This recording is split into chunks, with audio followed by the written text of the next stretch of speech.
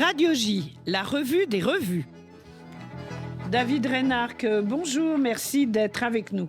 En fait, ce matin, donc, nous allons évoquer la revue des Deux Mondes.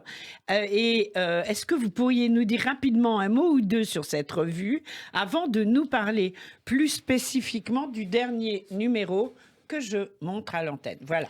Oui, la revue des Deux Mondes a été fondée en juillet 1829 à Paris.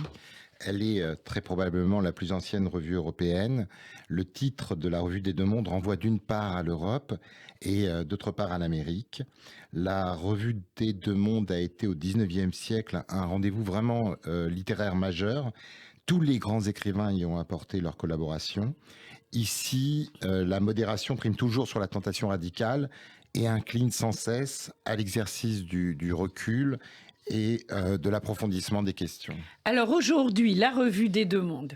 Aujourd'hui, la revue des Deux Mondes poursuit sa trajectoire, ayant toujours ce souci d'incarner l'esprit humaniste de ses débuts, à distance toujours des adhésions idéologiques dont les bilans désastreux parlent pour eux-mêmes. La directrice Valérie Toragnan permet à la revue de demeurer fidèle à ses origines littéraires et philosophiques, c'est-à-dire la liberté d'esprit et le goût pour l'exercice critique notamment.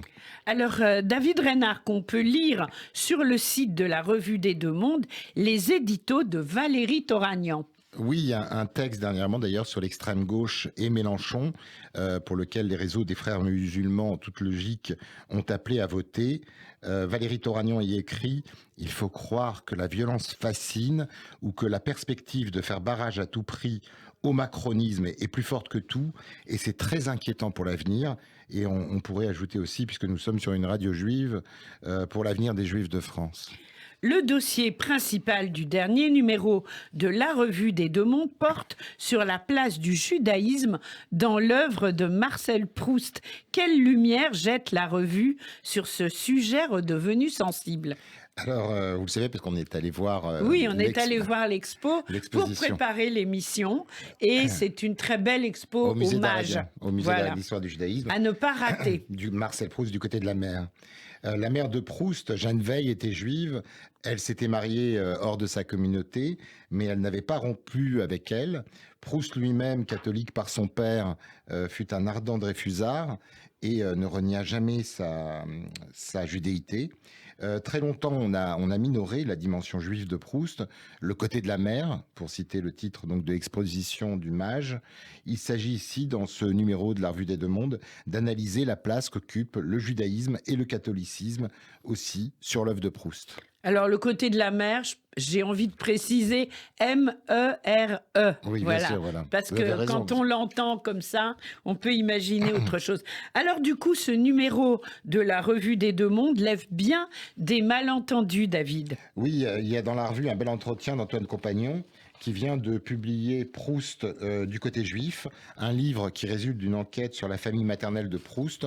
L'entretien de Compagnon tourne autour aussi du sentiment d'appartenance en même temps que du désir d'assimilation de Marcel Proust et de son grand-père.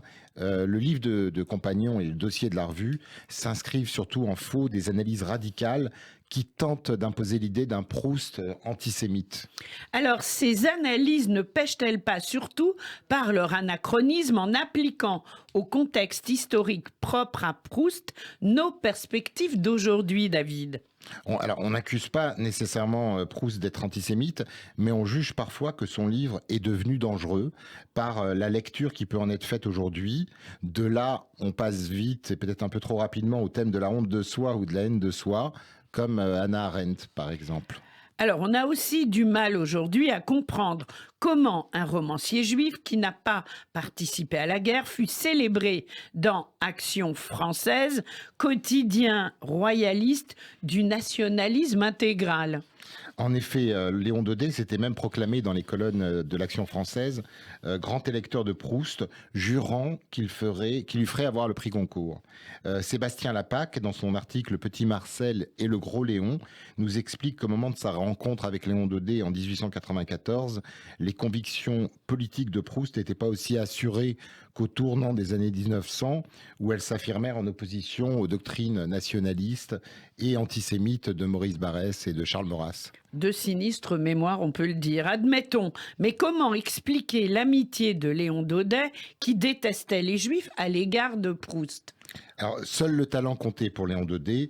Son antisémitisme pouvait céder le pas à la puissance des sentiments, à la force de l'émotion, à la souveraineté de l'admiration. Quand il a reçu à l'ombre des jeunes filles en fleurs, Léon Daudet a senti malgré tout qu'il était en train de se produire un Big Bang romanesque. Et face à ce séisme, aucun préjugé politique ne pouvait compter. Proust mourra sans rien voir des dérives de son ami Léon Daudet. Proust est mort le 18 novembre 1922. Il n'assiste pas à la montée des fascismes en Europe et à la politisation extrême du champ littéraire. Il ne voit rien, en effet, Lise, de la déréliction de son ami Léon Daudet, rien des dérives de Charles Maurras, rien encore des discours que son cousin, Emmanuel Berle, rédige pour Philippe Pétain en 1940. Et heureusement quelque part. Alors, quelle lecture fait-on de la recherche sous l'occupation ? Qu'est-ce que la recherche ? Rappelez-nous. La recherche du temps perdu, donc c'est l'œuvre de Marcel Proust. Oui. Le texte de Nicolas Ragonneau sur le Proust des années noires, donc texte qu'on trouve dans la revue, Oui. raconte que contrairement à une idée communément admise, les livres de Proust ne figurent pas sur les listes auto, ces listes de livres retirés de la vente par les éditeurs français ou interdits par les autorités allemandes. Pourtant, Proust faisait figure de candidat idéal à la censure nazi-vichiste. Certes, on peut se demander d'ailleurs quelle marque distinctive il aurait dû coudre au revers de son veston s'il avait connu les années d'occupation. Le triangle rose qui, dans les camps, stigmatisait les homosexuels déportés, ou l'étoile jaune imposée aux juifs. Reste que sous Vichy, seuls des critères géopolitiques et ou raciaux définissent les livres à interdire. Or, Marcel Proust ne répond à aucun de ces critères et ne peut certainement pas, sur le plan juridique, si vous voulez, être perçu comme juif à cette époque. Alors justement, David Reynard, lisait-on Proust alors sous l'occupation ? On apprend dans la revue que, de fait, Proust n'a pas fait l'objet d'une désaffection des lecteurs pendant les années noires, bien au contraire. Il s'inscrit alors dans cette frénésie de lecture qui s'empare surtout des citadins de la France occupée. Proust était publié et lu, et même, je vais vous dire, la plupart des collaborateurs étaient aussi des adorateurs de Proust. Robert Brasillac confesse dans « Je suis partout » du 12 février 1943 n'avoir jamais cessé de le lire depuis ses 17 ans. C'est presque attraction, répulsion pour l'époque, bien sûr. Alors, compte-t-on beaucoup de détracteurs du peuple juif dans la recherche elle-même ? La recherche du temps perdu, nous montre Mathilde Brézé dans son texte Les antisémites et l'affaire Dreyfus, n'est pas une œuvre qui épargne ses personnages, mais ceux-là sont des cris à coups d'images qui font aujourd'hui figure de clichés antisémites. À la recherche du temps perdu est une œuvre qui dénonce avec virulence l'antisémitisme, mais enfin, c'est aussi à bien des endroits une œuvre ambiguë sur la judéité. On trouve aussi même dans la recherche des antisémites dreyfusistes. Alors, comment est-ce possible ? Alors évidemment, ces antisémites dreyfusistes participent autant du monde qu'ils peuplent que du désir intérieur de l'auteur. Toutefois, l'art du roman met en scène justement des individus rappelés à eux-mêmes par l'événement. Et cet art nous rappelle que notre action n'est pas exclusivement déterminée par nos opinions.